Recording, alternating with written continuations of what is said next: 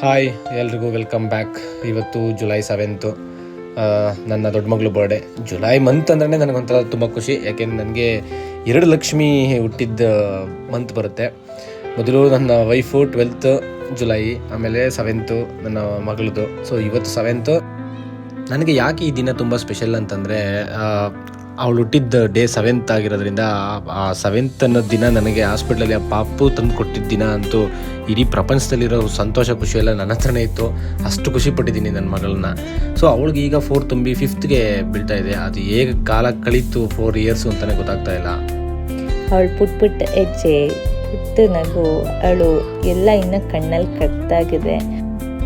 ಅವಳಿಗೆ ಆಲ್ರೆಡಿ ಪುಟ್ಟ ತಂಗಮ್ಮ ಬೇರೆ ಇದ್ದಾಳೆ. ವಿಸ್ಮಯಂಗೆ ಬರ್ಡೇ ಗಿಫ್ಟ್ ಏನು ಬೇಕು ಅಂತ ಕೇಳಿದ್ರೆ, ನನಗೊಂದು ಸೈಕಲ್ ಅಂತ ಯಾವಾಗಲೂ ಕೇಳ್ತಾ ಇರ್ತಿದ್ಲು, ನನ್ನ ಬರ್ಡೇಗೆ ಸೈಕಲ್ ತಗೊಡಿ ಅಂತ. ಸೊ ಅದಕ್ಕೆ ಅವಳು ಇಷ್ಟಪಟ್ಟ ಹಾಗೆ ಸೈಕಲ್ಲು ಗಿಫ್ಟ್ ಕೊಟ್ವಿ. ಅವಳಂತೂ ತುಂಬ ಖುಷಿ ಪಟ್ಲು.